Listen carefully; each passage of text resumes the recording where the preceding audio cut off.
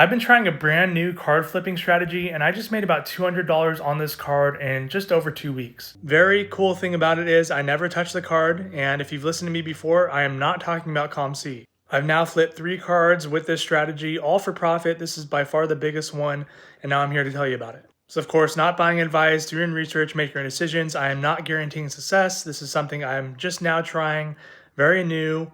You might not have the same successes, something to dig into though. So in case you didn't know, PSA is now buying cards directly from people who have their cards stored in the PSA vault. This card flipping strategy revolves around that piece, and there are 3 big reasons why I like it. First, the offers that they're extending are very close to comps, at least from what I can tell. Second, you can see a preview offer from PSA before you even buy a card. And third, as I mentioned, you never have to touch the card. You can ship cards that you buy directly to your PSA vault. I get into a lot more detail on this on my Substack. If you haven't subscribed, please do. You can find a link in my link tree in my TikTok profile. But here is what this strategy revolves around. All you have to have is the PSA app and a PSA account. So the cool thing about the app, when you're browsing PSA graded cards on your favorite online marketplace, you can plug in the certification number or you can scan the code on the back of the slab for more information. In this case, that information includes a PSA estimate and in some cases, depending on the card, a PSA preview offer. This is again, a preview offer, not a guarantee, but what you might be able to expect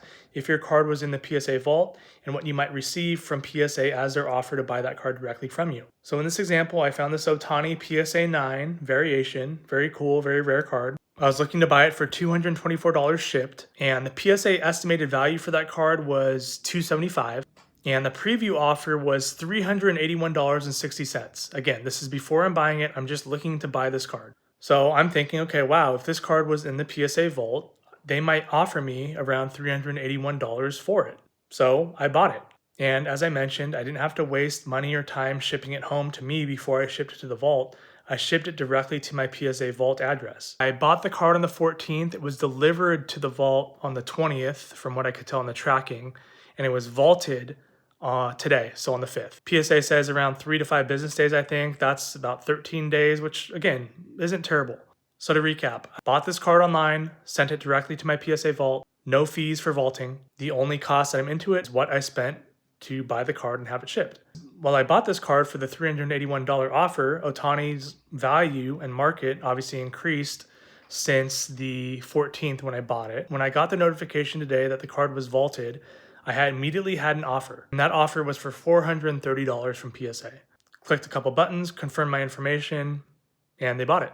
Again, no fees, paid $224 shipped for this card. That means my profit's $206. I've done this with 2 other cards, not as great of results, but still profit. A 1957 Willie Mays, which I made about $39 on, and this Mickey Mantle, which I made about $38 on. And now with the success, I'm going to be trying it a whole lot more. And something I probably should have mentioned earlier, because PSA is basing their estimates and values off what it looks like eBay data and card ladder values, card ladder is basing their estimate and values off sales across a number of different marketplaces.